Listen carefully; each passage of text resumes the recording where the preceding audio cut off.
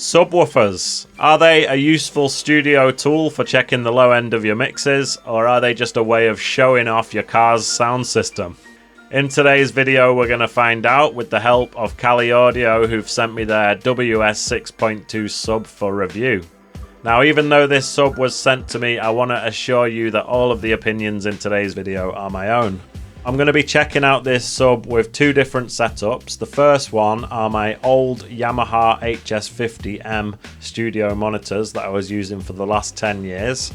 You may have heard me complain in previous videos that these do lack bass, so I'm really interested to hear what they sound like with a sub. The other setup are my larger studio monitors, which are these Kali Audio IN8s. Now, they already have a decent amount of bass, so again I will be very interested to hear how the sub affects the low end. So let's do a bit of an unboxing. So the sub just comes pretty much by itself in this generic brown cardboard box. The only other things you get are the power cable and this piece of paper explaining how to set it up. Taking a look round the back, we've got the inputs, which are combo inputs, XLR, TRS, and you also have the option to use RCA cables. Above that there's the volume control. We've got the crossover switch, which can be 80 Hz for use with studio monitors, LFE, which is for use with home cinema, and there's also the option to use an external crossover. On the right we've got the outputs, which are strictly XLR. There is a switch for polarity, which is 0 degrees or 180 degrees. Basically that just flips the phase, so if you notice that the sub is sort of phase cancelling the bass of your monitors, you can flip the switch. There's also a jack input for a foot switch, which allows you to toggle the sub on and off to hear the difference with and without the subwoofer. And at the bottom you've got the power switch and the socket for you to plug in the power cable. So the way how you set up this subwoofer is you run a cable from your audio interface into the inputs, and then you run output cables from the sub to your monitors. That way it's basically passing the signal through the subwoofer, but it's high passing it at 80 Hz. That means that your monitors won't have to work as hard trying to produce any sub bass because it's all being taken care of by the subwoofer. Now, I'm using this basic DJ audio interface at the moment, and I know someone in the comments is going to tell me that's not pro audio gear and it's not suitable for a studio, but this is what I've got for now until I get my new interface. So I bought myself some RCA cables to connect this interface with the sub, and I also got XLR cables to connect the sub to my speakers. So how does it sound with the Yamahas? These speakers have always had a very distinct lack of bass, but the thing is, it's not just a lack of sub bass. If we look at the frequency response graph for the Yamaha HS50Ms, you can see that they are clearly lacking lower mids as well. So adding the subwoofer did greatly improve the sound. However, I do have to say, I've always found these monitors harsh and they've got a very aggressive top end. They lack lower mids, and to me, to be honest with you, after not hearing these monitors for quite a while and then plugging them in again, I was shocked at how bad they sound. Adding this sub into the setup obviously made them sound a lot better, and what you need to do is just dial the volume of the sub so that it sits perfectly underneath.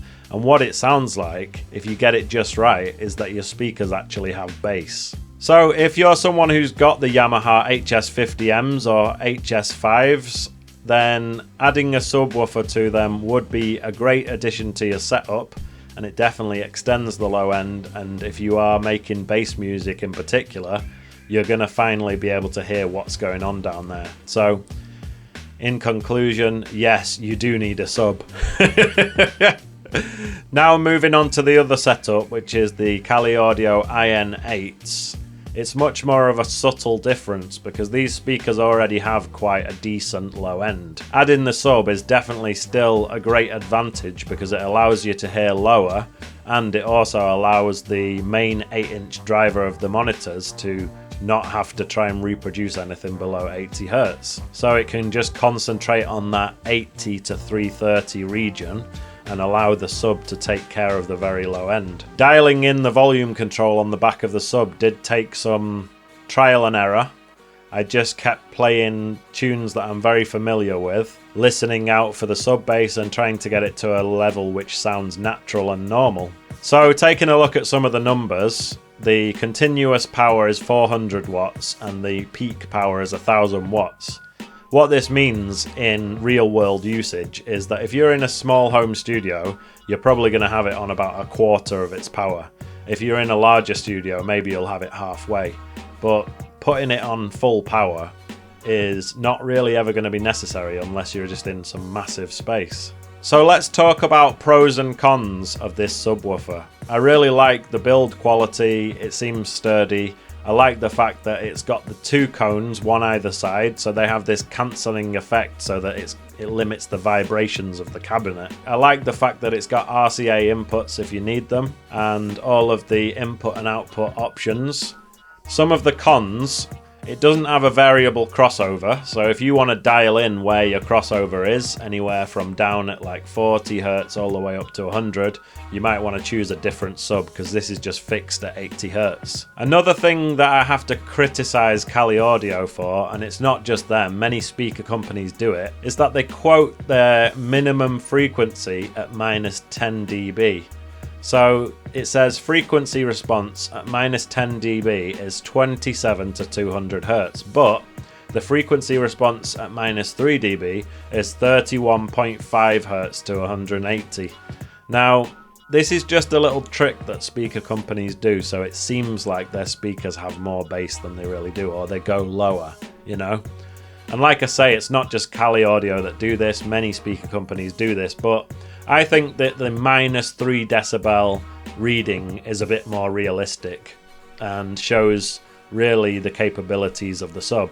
But having said that, the -3 decibel reading is 31.5 Hz, which is plenty low enough for making drum and bass, jungle, or any other kind of music that you might want to make with it. So if I was going to give some advice to Kali Audio, it would be to just do away with the -10 dB reading altogether and just quote the -3 dB, which is much more representative of what you're really hearing. So in conclusion, do you need a subwoofer? My answer is, probably unsurprisingly, if you have 5-inch studio monitors or lower, I would definitely recommend adding a sub to your setup, as it's going to allow you to finally hear that low end and hear how your kick and sub bass are interacting with each other, and if there's any random rumble in any of the other sounds that you've got in your tune. If you're somebody who already has some larger studio monitors with an 8-inch driver, adding a subwoofer isn't quite as necessary, but it's still an amazing addition to your studio, and I would still recommend it. It extends your low end down to 31.5 Hz, and it allows your studio monitors to concentrate on the lower mids, which basically frees them of the responsibility of trying to produce any sub bass. If you're interested in learning music production, here's a playlist of all my tutorials, and if you want to hear some of my own music, check out these tunes here. My name's DJ Graish, thanks for watching, and I'll see you in the next video.